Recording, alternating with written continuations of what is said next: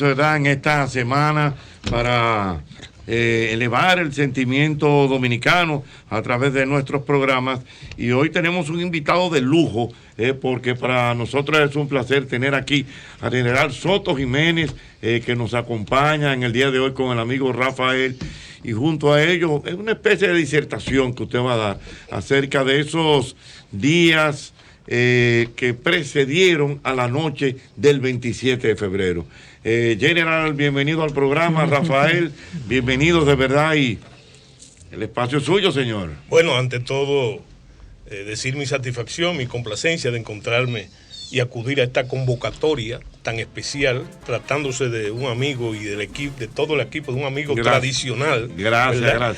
Y entonces, decirte junto con eso un saludo muy dominicanista para toda tu audiencia, ¿verdad? Que yo sé que es amplia y grande, y llevar los acontecimientos que pasaron en la noche del 27 de febrero, no solamente los tradicionales, sino los pocos conocidos, ¿verdad? Y yo me llevo mucho de eso, porque tú eres un hombre de Ciudad Nueva. Sí. Yo en mi infancia y mi adolescencia, anduve mucho por ahí, y pienso que ese es un ambiente propicio. Y también es propicio tu inquietud en el programa de estos acontecimientos, de festejar estos acontecimientos, porque el país está en crisis, con la crisis del coronavirus, sí, ¿verdad? Y entonces llevar un rayo de esperanza, porque el pueblo dominicano ha vivido en toda su historia en crisis. Sin embargo, es bueno recalcar que siempre ha salido de ellas, y ha salido de ellas airoso. Gracias al heroísmo del pueblo dominicano. Entonces, yo creo que es importante que se llegue a ventilar esta cosa, no solamente como una celebración, sino como una vocación de esperanza. De esperanza, y no solamente eso, sino para que realmente, como es la idea de que las nuevas generaciones aprendan, o sea, qué fue todo lo que ocurrió justamente para nosotros estar celebrando esta independencia en la República Dominicana el próximo sábado 27 de febrero. Exacto. Mira, entonces yo creo que no podemos hablar de este acontecimiento sin los antecedentes. Entonces, o sea, las cosas cómo llegamos al 27 de febrero. Y yo creo que lo primero, para no hacerlo muy dilatado, sí, señalar, es la llamada revolución reformista del 1843, de mayo de 1843. ¿Por qué te digo esto? Eso fue la revolución contra la dictadura de Boyer, del presidente Boyer. Entonces, el genio táctico, ¿verdad?, y estratégico de Duarte, no son iguales las dos cosas, estratégico y táctico de Duarte, montó, vamos a decir, el ensayo de su proyecto, de la culminación de su proyecto en esa revolución reformista, porque en la lucha contra Boyer participaron los haitianos y los dominicanos. Como siempre ha pasado tradicionalmente, después de que el pueblo dominicano y sobre todo los dirigentes de la revolución independentista de Juan Pablo Duarte participaron en ella, entonces mandaron un delegado, los haitianos, que fue el que iba a ser presidente después, Charles Gerard Ainé. ¿Y para qué lo mandaron? Lo primero que hizo fue apresar a todos los trinitarios del movimiento, ¿verdad? Porque vieron la fuerza, ¿cómo dirías tú? El power, ¿verdad? Ajá, el power que tenían los independentistas. Y entonces, finalmente, Gerard apresó a la mayoría, entre ellos a Matías Ramón Mella, que fue un agente activo en la revolución reformista. Inclusive estuvo en Haití en los preparativos de la revolución. Fue apresado junto a muchos otros, Santana fue apresado también, y perseguidos la mayoría de los gestores de ese movimiento en el que participó directamente Juan Pablo Duarte. Ahora bien, producto de esa represión después de la revolución reformista, entonces no solamente fueron presos, sino que Duarte tuvo que abandonar el país.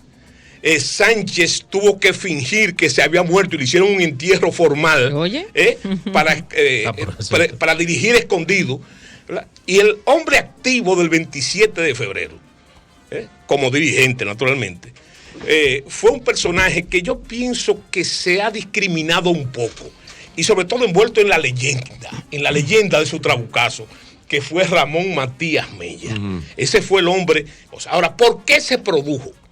Y ese es el primer antecedente. El segundo antecedente. Pero ¿por qué usted dice la leyenda del Trabucazo? Trabucazo? Le voy a explicar por qué. La leyenda del Trabucazo, porque nosotros hemos sintetizado la independencia nacional, y esa es la cosa que hay que aclarar, que fue un trabucazo en la noche más alta de febrero, que culminó la independencia. Y eso no es así. La independencia, y es bueno que el pueblo dominicano lo sepa, para celebrarse y celebrar su heroísmo, duró 16 años de guerra, 17 años de guerra, 4 campañas militares, multitud de batallas, ¿verdad? Y entonces, eso no fue simplemente el trabucazo, ¿me entiendes?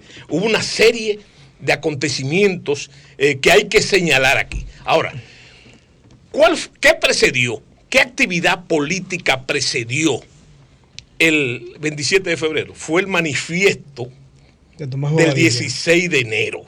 Y ese manifiesto del 16 de enero, estamos hablando de un mes, algo antes de la independencia, es interesante porque ¿quién lo escribió el manifiesto? Lo escribió Francisco del Rosario Sánchez en la clandestinidad. Ahora bien, Mella es el portador de ese manifiesto.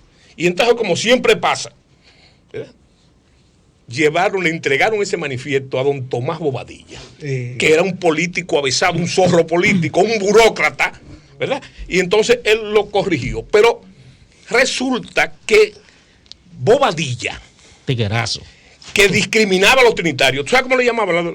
¿Cómo le decía? La revolución de los muchachos. Pero no era para celebrar a los muchachos, era por aquello que tú conoces muy bien y todo lo que estamos aquí, que dice el dominicano en su argot popular, que el que se acuesta con muchachos amanece, ya tú sabes. Y entonces los discriminaban. Y además le decían, los más decentes le decían los filorios, que es una florecita pequeña, ¿verdad? Pero Bobadilla. O sea, ninguneándolo, como quien dice. Exactamente, Bobadilla. Bobadilla Bobadilla agudo se da cuenta de que la cosa está cogiendo cuerpo, ¿verdad? Entonces lo corrige, dice él que lo reescribe, ¿verdad? Y se atribuye el documento, ¿verdad? Se lo cogió. Sí. Y entonces esa es la declaración de la verdadera independencia. Ahora bien, ¿por qué ante una dictadura? Porque eso es otra cosa que hay que decir aquí. Bien, la dominación haitiana no simplemente fue una dominación, era una tiranía, ¿verdad? Que donde se juntaban 3 en un parque o en esa calle que tú conoces de la ciudad colonial, inmediatamente iba un individuo que le decían le callé, de ahí viene la palabra calié, ¿verdad? Y anotaba fulano y fulano están juntos. O sea que había una represión, ¿me entiendes? Entonces, la gente se pregunta, pero ven acá, ¿y cómo en esa dominación se puede producir un movimiento como el que se produjo después? Sencillamente, porque es otro detalle que la gente no conoce. Aquí había muy pocas tropas haitianas, y las tropas haitianas eran dominicanas, porque tampoco se sabe que había una ley del servicio militar obligatorio donde los dominicanos desde los 18 años tenían que pertenecer ahí. Y entonces... Que eso fue lo que conllevó a que cerrara la universidad. No, y hay otra cosa, que también yo pienso que los haitianos, ¿cómo que dice el dominicano? Que se durmió sobre el oído, ¿verdad? Y se confió. Y resulta que ese era un movimiento que tenía raíces poderosas. Entonces, esas raíces poderosas habían alcanzado a esas tropas. Los regimientos dominicanos, sobre todo de Moreno, como decimos nosotros, de Prieto, entre lo que estaban las tropas de los Minas, de ahí le viene el nombre, y entonces estaban comprometidos. Y hay que mencionar un individuo clave, un oficial clave, ¿verdad? Que era Santiago Basora, el coronel Santiago Basora, ¿verdad? Que era de las tropas africanas, como se decía, pero era más dominicano que tú y que yo, ¿verdad? Y entonces estaban comprometidas. Solamente en la capital, que tú te preguntas, ¿y qué capital? Porque nosotros hablamos de la capital y hacemos de una vez la simetría de que es igual que la capital de ahora. Es una capital que está en discusión si había 6.000 habitantes, si había 4.000 habitantes o había 2.000 habitantes, ¿verdad? Y entonces, en esa situación, después, como yo te he dicho, del apresamiento de la mayoría de esos dirigentes que finalmente se pusieron en libertad, ¿verdad? Se pusieron en libertad, porque ese movimiento estaba esparcido en todo el país. Entonces, sucedió que, como es natural, a la hora del none, cuando se establece que se va a dar el golpe, el 27 de febrero, hay mucha gente que se echa para atrás. o que quiere llegar tarde a la fecha, ¿verdad? Entonces ahí viene la leyenda del Trabucazo. ¿Por qué la leyenda? ¿Por qué la leyenda? Porque resulta que el jefe del movimiento en ese momento, ¿verdad?, como dice la mayoría de los cronistas, el mismo Sánchez llega tarde y llega sofocado. Llega sofocado, pero no por miedo, simplemente porque la cosa se está retardando. Y entonces Mella hace en la Puerta de la Misericordia, no en la Puerta del Conde, lo que hizo Hernán Cortés en México, que quemó las naves del Compromiso. Y entonces tira ese fuetazo, que es más que una señal, ¿verdad? La historia nos dice que antecedió el Trabucazo. ¿Qué antecedió? Un carajo del tamaño de la catedral, ¿verdad? De Ramón Matías Mella, ¿verdad? Entonces, hay un pasaje que a mí me gusta mucho, cuando él tira el Trabucazo, que hay un muchacho, un niño, un adolescente, de esos que pululan todavía por la capital, que va con un sable, ¿verdad? Y le preguntan, ¿y dónde vas, muchacho? Porque es un niño. Y el muchacho responde, ¿dónde van los hombres? Y entonces de ahí, conglomerado empieza a ponerse en movimiento. Las tropas no se mueven, las tropas haitianas. ¿Por qué? Porque están comprometidas. Son haitianos y apresan a la oficialidad haitiana. Entonces se van a la Puerta del Conde, porque hay otra cosa que hay que decir. La Puerta de la Misericordia estaba tapiada. Estaba tapiada, ¿por qué? Porque eso daba al camino de la playa que conducía al sur. ¿Verdad? Y entonces después de la invasión, había antecedentes de la cimarronada, después de la invasión de Peñivenable, una serie de acontecimientos, siempre se nutrían por ahí. Entonces decidieron tapiar las autoridades españolas. Entonces se van allá al baluarte, al bastión de San Genaro, que es la Puerta del Conde, y ahí hacen el ritual, el famoso ritual del que se habla. Se sube la bandera que confeccionó Concesión Bona, 20 años Nicolás de Bari, igual que el cantante, el italiano, la sube a redoblante, ¿me entiendes? Y un grupo de trinitarios donde comienza a conformarse entonces, como yo le llamo y le seguiré llamando, la noche más alta de febrero. ¿Qué es lo importante en ese acto? Tú preguntas, ¿y qué es ese acto? Bueno, ese acto es la culminación de un proceso revolucionario, porque, óyeme, los historiadores burgueses han suavizado la cosa. Cuando hablan de Duarte y de Mella y de Sánchez, se habla de que Duarte fue el hombre de la idea, Mella es el militar, ¿verdad? Sánchez el político. Los tres eran la misma cosa. Y los dos esos, estaban bajo el comando y la dirección fervorosa por parte de ellos, de Juan Pablo Duarte. Hay una pregunta que siempre la gente se hace y se habla. ¿Por qué nosotros tenemos 3 padres de la patria? Bueno, eso es cuando en todos los países interesante. Eso es obra. Fíjate qué interesante. Eso es obra de un dictador dominicano, de Ulises Heró, llamado Lili, ¿verdad? Que él entonces, que es también el que trae los retos del padre de la patria, de Juan Pablo Duarte. Entonces, como políticamente siguen vivas esas facciones, él decide partir por esa condena que yo hablo de los 3, el síndrome de los 3 en la historia dominicana. Entonces hace eso. Pero ¿qué es importante señalar? Que esos otros 2, sacando a Juan Pablo Duarte, que es el líder, sacando a Duarte, esos 2, y eso hay que verlo claramente, no solamente llegan ahí por sus méritos personales, sino por ser los principales acólitos y seguidores de Juan Pablo Duarte, ¿verdad? Y con méritos suficientes por demás. ¿Me entiendes? Ahora, tú puedes hacer esa división que tú haces. No, Mella es el guardia. Hablaste en el idioma popular, ¿verdad? Sánchez es el político, el cabeza caliente. Y Duarte el ideal. No, los 3 eran militares, ¿verdad? Fueron militares. Duarte que lleva a los trinitarios. Duarte que lleva a los trinitarios a que ingresen a las Fuerzas Armadas, a la Guardia Nacional Haitiana, más allá del servicio militar obligatorio, para que hagan carrera, para que se infiltren. Lo pone, fíjate que aquí, bueno, y eso no es malo, se hace una exaltación de Duarte en todos los sentidos. Por ejemplo, se sabe que Duarte era esgrimista. ¿Era porque tenía vocación olímpica? No, era para que los dominicanos aprendieran el uso de las armas y fundamentalmente de también lo que se discrimina del machete. Ese instrumento forjador de libertades desde el principio del nacimiento de la nación dominicana. La selección de Sánchez y Mella por parte de Duarte. No, por parte de Lilis. por No dice parte como del padre de la ILIS. patria. Él Ah, dice- como padre de la patria, sí. Él dice de la selección de Sánchez. Me refiero al movimiento. Para el movimiento en el de- momento en que él decide utilizar, o sea, los recursos de Sí. dos personas, ¿por qué elige a esas dos personas? No. Él no elige a esa persona. Ellos pertenecen a un grupo, al movimiento de Duarte. Mira, déjame decirte, y eran realmente, yo me río mucho con el asunto de los popis ahora y de los guau. Óyeme, el mismo Duarte lo dijo, en la República Dominicana todo lo han hecho los jóvenes, todo lo que se ha hecho, lo han hecho los jóvenes, y casi imberbe. Resulta que Mella nació en el 16, era un muchacho. Entonces, lo que tú preguntas, ¿cuándo? ¿Verdad?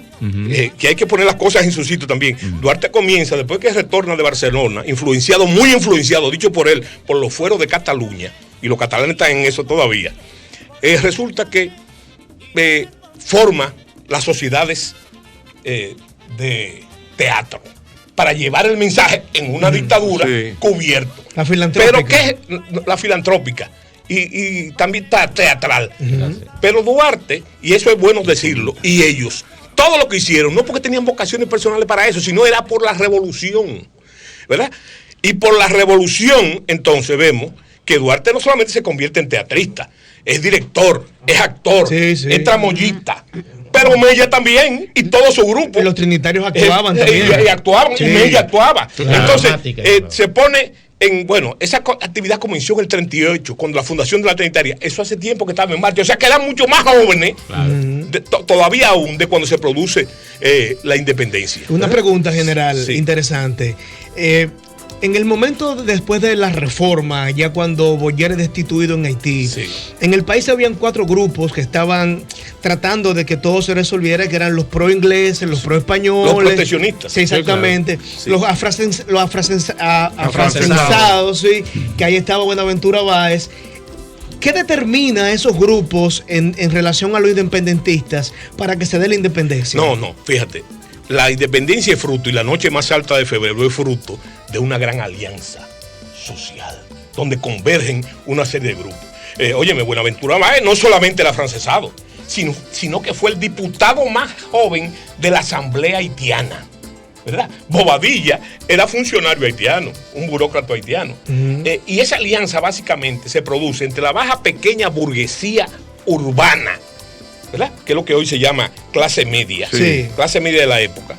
Esos son los popis. Sí, los popis, sí. De la época. Y los guaguaguá de las haciendas, de los ateros. ¿Por qué Bobadilla y Pedro Santana logran, después que estaban en el movimiento, manipular eso? Por esa alianza social. Porque resulta que las milicias, desde tiempos inmemoriales, eran reclutadas, armadas y dirigidas por los ateros. Los ateros. Entonces eso es muy bueno decirlo ahora de nombre, los ateros. El país era un país fundamentalmente rural y sin carretera, ¿verdad? Y sin carretera. O sea, ir al Cibao, ir a Bonao, era una travesía increíble, ¿verdad? Por eso que hay gente que tú ves que prefería irse por mar desde San Pedro para llegar a Sánchez y a Samaná. ¿Qué hizo por carretera? Y entonces resulta, yo te digo a ti, que hay una serie de acontecimientos. Por ejemplo, el bautismo de sangre de la República, que fue la fuente del rodeo, y la cabeza de las Marías, por allá en Neiva. La gente se cree que eso fue un grupo de dominicanos que le hizo frente a la invasión de Sufrón por el sur profundo. ¿Qué le hicieron? No. Fue que las tropas que estaban ahí también eran dominicanas. Y cuando empezó la invasión se le levantaron a los haitianos y comenzaron a canalizarlo hacia la batalla, hacia Asua, ¿verdad? Y sobre todo con un propósito estratégico brillante, que era que no se fundieran las dos columnas, porque cada columna tenía 10.000 hombres, ¿verdad? Si llegaban juntas las dos a Asua, ¿verdad?, iba a ser un acabose. Sin embargo, esas avanzadas dominicanas de esas tropas colectivas mandadas por Vicente Noble y por Fernando Tavera lograron impedir eso, para que se diera lo que se dio, que fue la batalla de Santiago. Pero lo más importante de estos momentos, yo te dije que íbamos a decir lo tradicional del 27 de febrero, lo más importante es decirte, para que el pueblo dominicano lo sepa, se celebre a sí mismo y sepa sus potencialidades, porque, mis queridos amigos, óyeme, lo que hicieron, nosotros hablamos de los héroes, como una cosa aparte. Y yo digo que los héroes hacen la historia a veces. La que la hace es el pueblo dominicano, el pueblo, claro, en sus matrices más originales. Entonces, yo lo que quiero decirte con eso es que nosotros tenemos un gran problema, Jochi. Y es que la mayoría de los historiadores, ¿verdad? Y no me inscribí, son poetas o quieren ser poetas. Entonces la poesía, que es el mundo onírico y subjetivo, desfigura en algunos casos la historia. Entonces hay que decir las cosas por su nombre, ¿verdad? Eran improvisados. La mayoría de los héroes de la independencia no. Se formaron militarmente en la Guardia Nacional Haitiana, que políticamente fue un error de los haitianos eso. Claro. ¿Verdad? Porque formaron los militares que se iban a destacar después. Correctamente. ¿Qué yo te digo de la poesía? Por ejemplo, yo te voy a mencionar un prócer, un héroe de la República. Señor, ahí tenemos a José María López, el héroe artillero del 30 de marzo, de la batalla de Santiago. ¿Verdad? Entonces, el que no sabe de eso, dice, bueno, es muy bonito, muy poético decir que un individuo, él era zapatero, talabartero.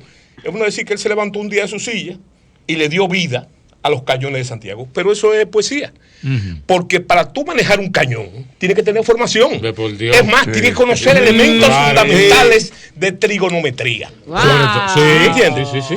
Otro héroe fue fabuloso en la leyenda dominicana. Cuando hablo de leyenda, estoy hablando del mito, de nuestros legítimos mitos. Sí. El señor Fernando Valerio, ¿verdad? Sí. Que era un andullero de Sabana Iglesia, pero nadie dice que él era teniente coronel de la Guardia Nacional Haitiana, que se formó ahí. ¿Me entiendes lo que te trato de decir? Y así todos, comenzando por Duarte. Duarte era Cabo Furriel. ¿Sabes lo que es el Cabo Furriel en el día de hoy? El Cabo Furriel es el sargento primero de las unidades de las compañías. ¿Y qué hace el Cabo Furriel? Maneja el depósito de las armas, conoce el personal perfectamente, la lista del personal. O sea, que es un proyecto muy bien articulado. El que quiere pintar a Duarte como un santurrón idealista, eso no es así. Eso es una leyenda burguesa. Y te voy a explicar para qué es una leyenda burguesa. ¿Sabes para qué es una leyenda burguesa? Oye, de Duarte se ha dicho todo lo que se dice bueno, y eso es que bueno que sea así. Pero realmente es un gran desconocido en el mito. Es un mito que como es bueno, pero resulta, ¿cuál es el objetivo de los historiadores burgueses? Es decir, que Duarte era una especie de beato. Que no era así. Duarte era un revolucionario. Un revolucionario. Oye, como decimos nosotros, con pelo en el pecho. Sí. Y es capaz de Duarte decir cosas como esta. La isla tiene que ser libre de toda injerencia extranjera o se hunde la isla. Duarte nunca pensó su proyecto de forma pacífica. No, claro. Él sabía que eso no se podía hacer por la buena. Y entonces todo su organización. Pero, mi querido Jochi, en contraste con los políticos de marras de hoy en día, ¿verdad? Duarte era un tipo.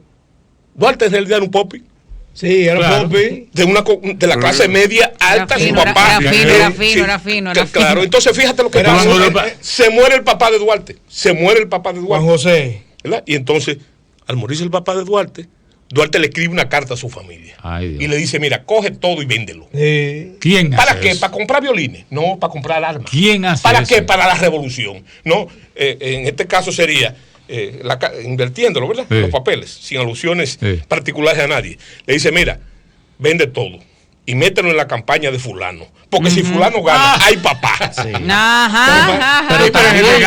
Pero en este caso no había esa... No. Esa seguridad. Duarte tiene una entrega total. Exactamente. A la cosa. Entonces, yo lo que te digo que Duarte nunca pensó que esto se iba a poder hacer por la buena. ¿Me entiendes? Él sabía que había que hacerlo como había que hacerlo. Pero tengo entendido que lo de la noche del 27 de febrero, lo que sucedió esa noche fue más un hecho político. Porque lo militar vino después. Pero a ti se te olvida lo que dice Clausewitz, uno de los padres de la estrategia de la guerra. ¿Verdad? ¿Sabes lo que dice él? Que la guerra es la continuación de la política por otros medios. Y entonces todo es la política. No estoy hablando del partidismo. Y Duarte fundamentalmente, aunque hay gente que quiere romperse la ropa cuando hablo de él y hace comparaciones, Duarte era un político. De pies a cabeza. ¿Pero qué tipo de político era Duarte? El que decía que la política era la profesión más noble. ¿Verdad? ¿Por qué? Porque era la única capaz de cambiar la suerte de los ciudadanos. ¿Verdad? Y entonces Esa es la situación. ¿Cuál es el artilugio? Tú dices, ¿para qué todo esto? ¿Para qué quieren pintarnos a Duarte así? Y la propaganda dice, hay que ser como Duarte, ¿verdad? Pero ¿como qué Duarte hay que hacer? Exactamente. ¿Como qué Duarte?